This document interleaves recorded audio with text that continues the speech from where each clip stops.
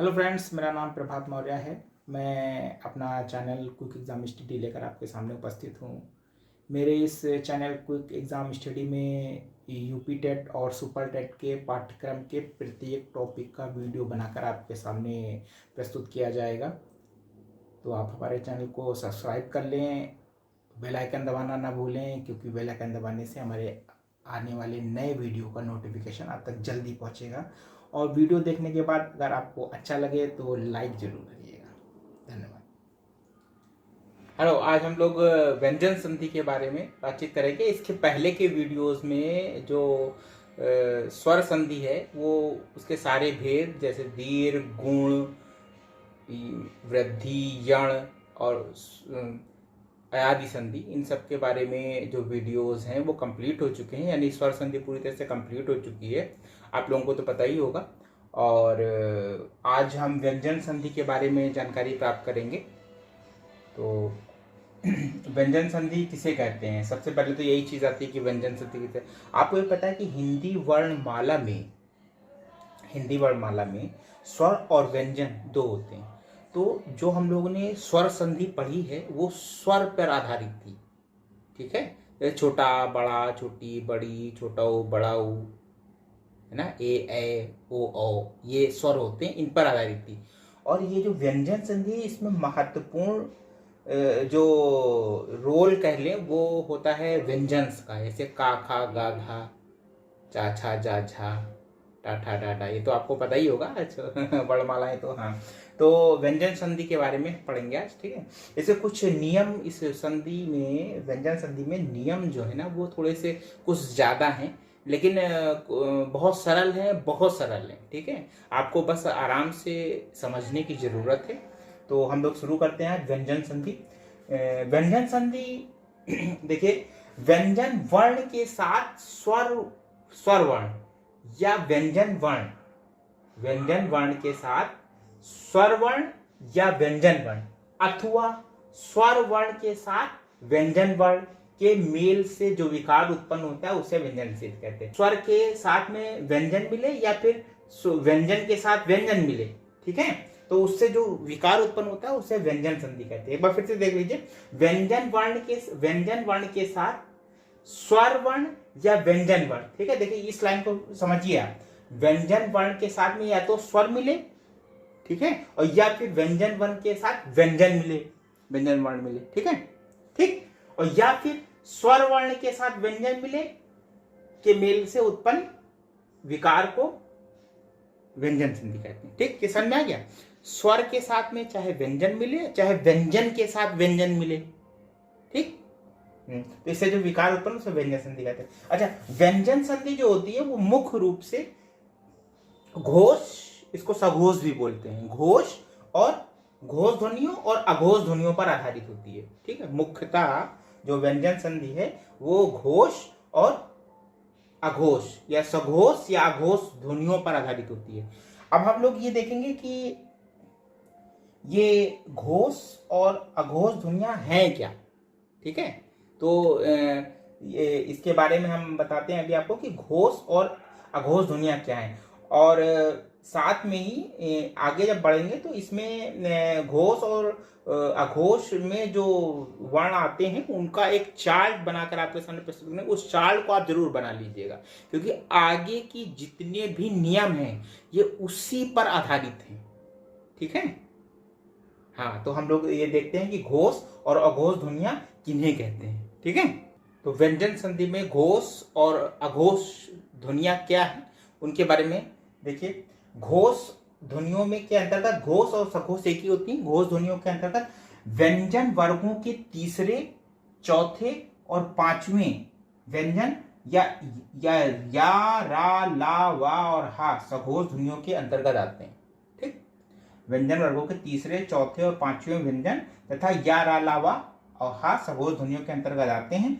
अभी हम चार्ट बना देंगे, उसमें आपको बिल्कुल क्लियर हो जाएगा कि पहला वर्ग कौन सा है, दूसरा कौन सा, तीसरा कौन सा, चौथा कौन सा, पांचवा कौन सा, ठीक है। और इसके बाद में हम बनाते हैं अघोष ध्वनियां। अब देखिए, घोष ध्वनियों या सघोष ध्वनियों में तीसरा, चौथा, पांचवा व्यंजन या, रा, ला, वा और हा आते थे। और अघोष ध्वनियों में देखिए वर्ग के पहले दूसरे व्यंजन पहले दूसरे वर्ग, इसमें पहला दूसरा, इसमें तीसरे चौथे पांचवें हैं, ठीक है।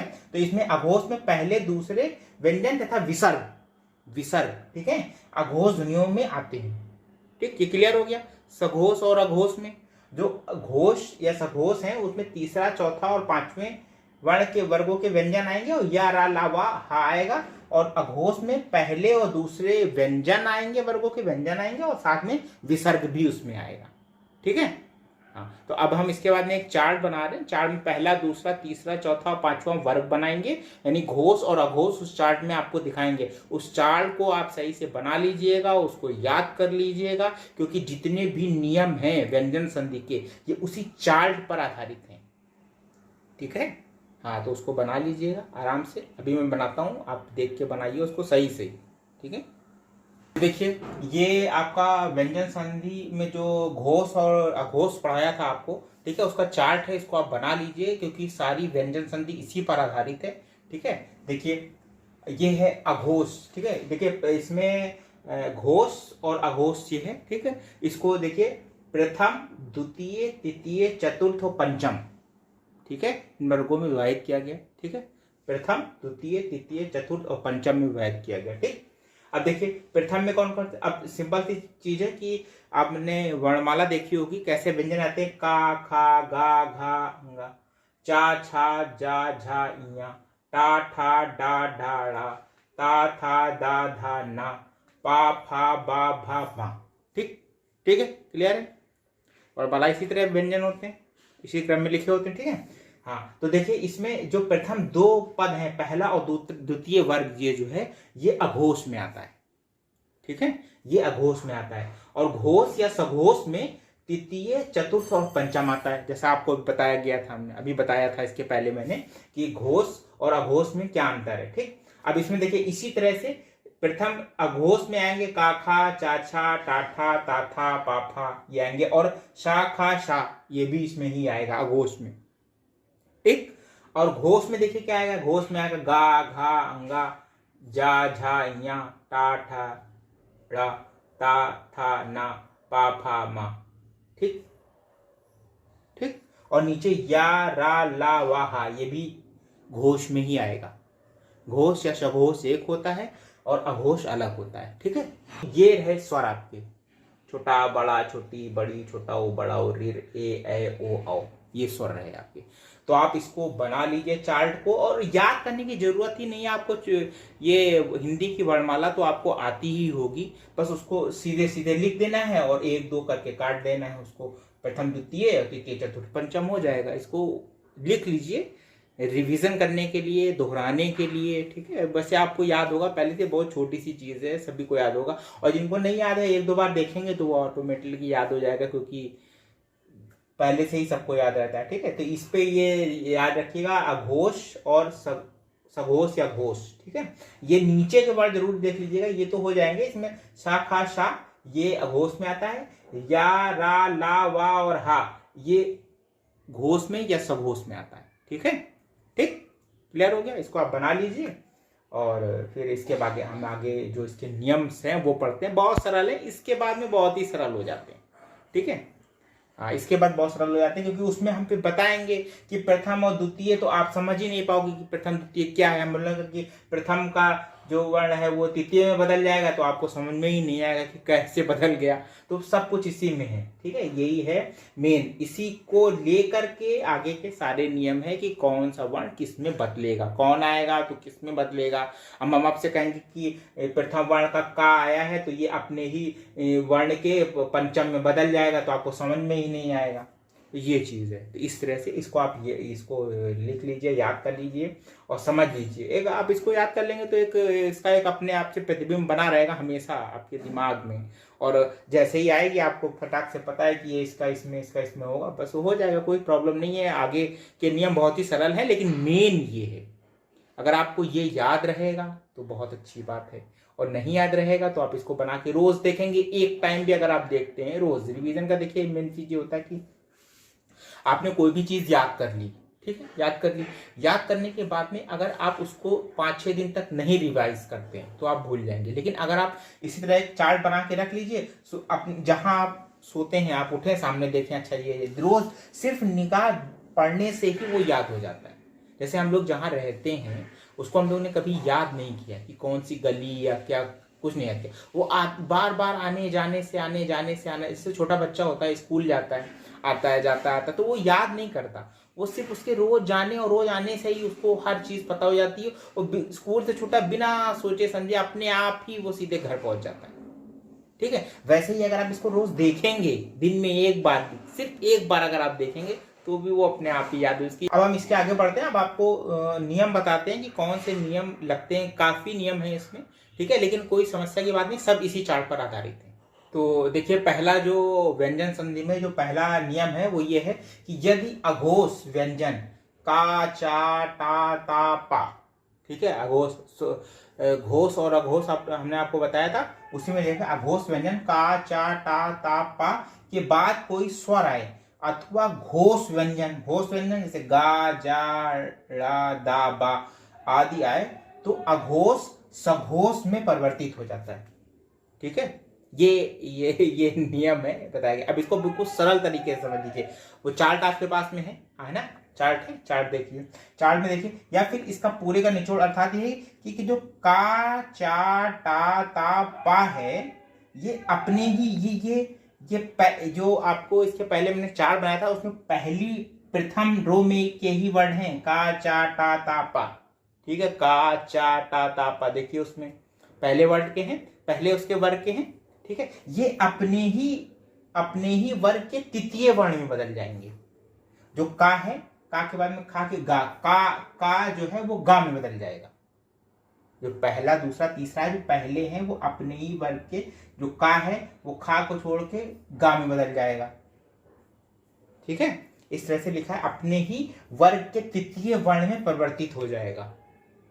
ये इस तरह से का होगा तो वो हो जाएगा, का होगा तो गा हो जाएगा, चा होगा तो जा हो जाएगा, टा होगा तो ड़ा हो जाएगा, ता होगा तो दा हो जाएगा, दा में बदल जाएगा, और पा होगा तो बा में बदल जाएगा। ठीक है, अपने ही अपनी लाइन में का पहले उसमें पहले नंबर पर है तो पहले नंबर पे दूसरे को छोड़ के तीसरे में गा आता है तो वो उसमें बदल जाएगा। जो चा है, चा दूसरे नंबर पर है तो चा अपने ही वर्ग की तीसरी लाइन में बदल जाएगा, जा में बदल जाएगा। उसके बाद में टा है, टा डा में बदल जाएगा, ता डा में बदल जाएगा, और पा बा में बदल जाएगा। ठीक है, अब हम इसके उदाहरण देखते हैं। उदाहरण से जल्दी समझ में आएगा, लेकिन आप इसको याद रख कर लीजिएगा कि वो अपने ही वर्ग के तृतीय वर्ण में परिवर्तित हो जाएंगे। ठीक, अब आई चार्ट की जो महत्वता है वो समझ में आई, चार्ट से ही सब है। ठीक है, तो हम इसके अब नियम आपको, वो जो उदाहरण है वो हम आपको बताते हैं, सबका एक एक उदाहरण आपको बताते हैं। ठीक है, हाँ, तो जो पहला नियम मैंने आपको बताया था, ठीक है, उस पहले नियम के उदाहरण हैं जो प्रमुख, वो हम आपको बता दें। हमने क्या बताया, वो अपने ही वर्ग के तीसरे उसमें बदल जाएगा। ठीक है, वर्ण। ठीक, देखिए दिग प्लस अंबर, दिगंबर। देखिए का आया है और का के बाद में आ आया है, तो ये का अपने ही जो लाइन है उसमें तीसरे, पहले का था खा, और गा में बदल जाएगा, दिगंबर। का गा में बदल जाएगा, दिगंबर। देखिए वाक ईश बराबर वागीश, जो का है वो गा में बदल जाएगा, और चूंकि ई है यहाँ पे ई है तो ई की मात्रा लग जाएगी, वागीश हो जाएगा। ठीक है, ऐसी तीसरा देखिए, षट प्लस आनंद, षडानंद। टा, ठा और डा, टा जो है वो डा में बदल जाएगा। ठीक है, चार्ट को आप लोग अपने सामने रख लीजिए, बहुत आसान है। ये पहले का है, प्रथम का है, और वो थर्ड का है, उसी रो में टा, टा, ठा और फिर डा। देखिए चार्ट, ठीक है ना, ये अपने ही रो के तीसरे उसमें बदल जाएगा। टा है और फिर आ आया है तो टा का हो गया डा, और ये आ की मात्रा षडानन हो गया। अब देखिए जगत प्लस गुरु बराबर जगत गुरु, जो ता है और फिर गा आया है तो ये ता जो है वो बदल गया है दा में, ता दा में बदल गया। ठीक, ओके। देखिए सुप अंत, यहां पे पा आया है, यहां पे आ है तो पा फा बा, पा की रो में तीसरा आता है बा, तो बा में बदल गया सुबंध। ठीक, समझ में आया? क्लियर? पहला नियम जो आपको बताया था उसमें जो बताया था कि पहला है वर्ण वो अपने ही रो में तीसरे में बदल जाएगा। ठीक है, तो का देखिए गा में बदल गया, फिर का आया तो ये गा में बदल गया, ई की मात्रा इससे लग गई है यहाँ पर कि ये ई था इसलिए ई की मात्रा लग गई है। टा जो है वो डा में बदल गया, ता जो है वो दा में बदल गया, और पा जो है वो बा में बदल गया। ठीक, क्लियर हो गया?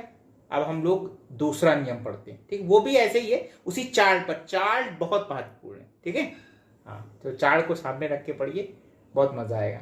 व्यंजन संधि का जो दूसरा नियम है वो इस प्रकार से, दूसरा नियम देखिए, यदि किसी वर्ग के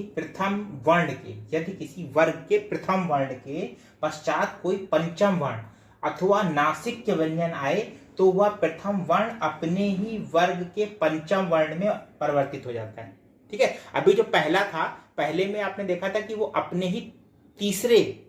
ही वर्ग के तीसरे वर्ण में परिवर्तित होता था। अब ये जो दूसरा नियम है वो क्या है, वो अपने ही वर्ग के पंचम वर्ण में परिवर्तित हो रहा है। देखिए का जो है वो अंगा में परिवर्तित हो जाएगा, चा जो है या में हो जाएगा, टा जो है ला में हो जाएगा, ता जो है वो ना में हो जाएगा, पा जो है वो मा में हो जाएगा। देखिए आप आपके पास जो चार्ट है उसमें देखिए जो का है उसके में का क्या है, खा गा घा और फिर अंगा आएगा।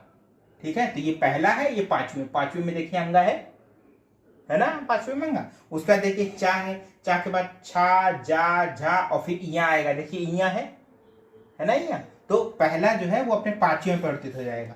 देखिए टा ठा डा डा ला में, टा ला में ता है पहले में, ता था दा धा ना, ता जो है ना में परिवर्तित हो जाएगा।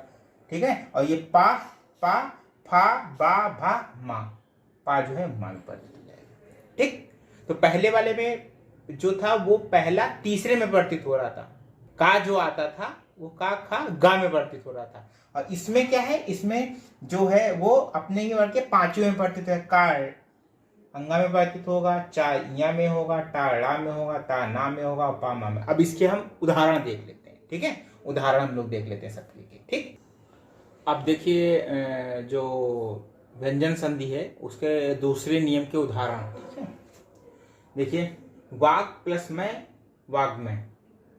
ठीक है, देखिए का और मा अंगा में बदल गया। ठीक है, षट प्लस मास, षट मास। ठीक है, देखिए टा है और मा है, टा क्या होगा, पंचम वर्ण में बदल, रा में बदल जाएगा। ठीक, पंचम में। चार्ट देखिए, चार्ट में बिल्कुल साफ आपको दिखेगा, तत्मय तन्मय, ता जो है वो ना में बदल जाएगा, ता था दा धा ना, पांचवा। ता अपने ही वर्ग में पांचवें वर्ण में बदल जाएगा, ता था दा धा ना। देखिए पांचवें बदल गया।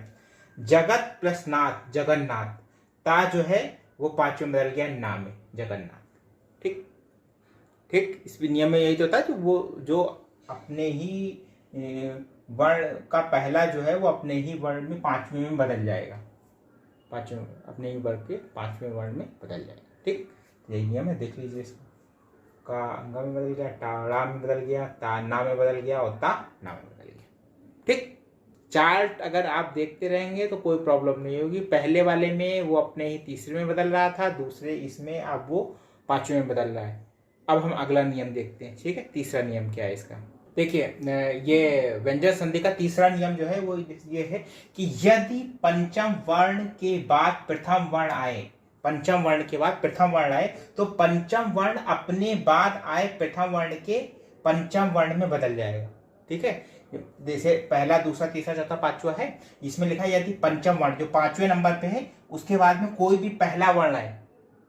ठीक, तो क्या होता है कि ये जो है जो आपका जो बाद में आएगा पहला पांचवें के बाद में, पंचम वर्ण के बाद में जो पहला आएगा वो अपने सामने पांचवें में बदल जाएगा। ठीक है।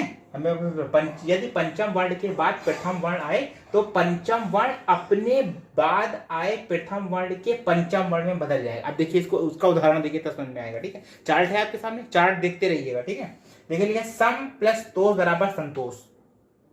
माँ आया है और ता आया है। ठीक है, तो माँ जो है, माँ जो आपका है ये पंचम वर्ण है। आखिरी में देखिए पाफा बाभा माँ, पाफा बाभा माँ, माँ है, माँ पांचवें पे है। इसके बाद में आया है ता, ता प्रथम है। तो ये जो ता है ये अपने पांचवें में ता था दा धा ना में बदल जाएगा। ठीक है, तो ये माँ जो है ये ना में बदल जाएगा। ये माँ पंचम का है और ये जो ता आया है, ता का जो पांचवा होगा उसमें ये माँ बदल जाएगा, तो हो जाएगा संतोष। ठीक, ऐसे देखिए सम माँ आया है और चय, तो ये जो माँ है वो पांचवा है वर्ड, उसमें देखिए चार्ट में पांचवें उसमें है माँ, ता पा फा बा भा माँ। ठीक है, और ये चा आया है, तो चा ऊपर है का के बाद में, चा छा जा जा इया, तो चा जो है इसमें क्या होगा, ये माँ जो है इया में बदल जाएगा, संचय हो जाएगा, संचय। ठीक है, सम प्लस चय संचय। ठीक, ये समझ में आ गया। जो संधि विच्छेद होगा उसमें जो पांचवा, ये जो कोई भी पांचवा, जैसे माँ ये पांचवें वर्ण में आता है, तो उसके बाद ता आया है, जो ता जहां आया है, जो पहले वर्ण का ता आया है ये अपने ही वर्ण के पांचवें उसमें बदल जाएगा। ता जो, तो क्या हुआ समतोष, तो ये तोष तो वैसे ही रहा, ये माँ जो है ता के पांचवें बदल गया तो हो गया संतोष। और ये समचय, तो क्या हुआ कि ये जो माँ है वो चा के पांचवें वर्ण में बदल गया इया में, तो संचय या संचय। ठीक है, इसमें प्रत्युत हो गया। तो आज हमने आपको इसके 3 नियम पढ़ा दिए हैं व्यंजन संधि के। अब वीडियो काफी बड़ा हो रहा है तो हमें यहीं पे बंद करना पड़ेगा। आगे के नियम हम अगले वीडियो में पढ़ाएंगे, और तब तक आप इन नियमों को समझ लीजिए। और चार्ट बहुत महत्वपूर्ण है, चार्ट को याद करिए, और वो नियम भी चार्ट पर ही आधारित है। ठीक है, हाँ, तो उसको आप पढ़िए, और इस चैनल को आप सब्सक्राइब जरूर कर लीजिएगा, बेल आइकन दबा दीजिएगा कि अगले जो वीडियो है वो उनकी जो न्यूज़ है वो आप तक जल्दी से जल्दी पहुंचे। और अगर आपको वीडियो अच्छा लगा तो आप लाइक दे दीजिए। और जो हमारे जिन लोगों ने आज ही इसे ज्वाइन किया हमारे चैनल को, उनके ये बता दें कि इसके पहले भी हम स्वर संधि पढ़ा चुके हैं। स्वर संधि में आपकी दीर्घ, गुण, यण, वृद्धि, अयादि, इन सारी संधियों को हमने बताया है, इनके महत्वपूर्ण उदाहरण बताए हैं, और ट्रिक्स भी बताई हैं कि आप संधि पद को देख कर ही पहचान सकते हैं कि इसमें कौन सी संधि होगी। ठीक है, तो आप लोग इसको पढ़िए, और इसके बाद में हम नेक्स्ट वीडियो बहुत जल्दी ही डालेंगे। व्यंजन संधि का चौथा नियम जो है वो हम आपको उसमें बताएंगे। तो इसके लिए आप लोगों ने देखा, इसलिए धन्यवाद।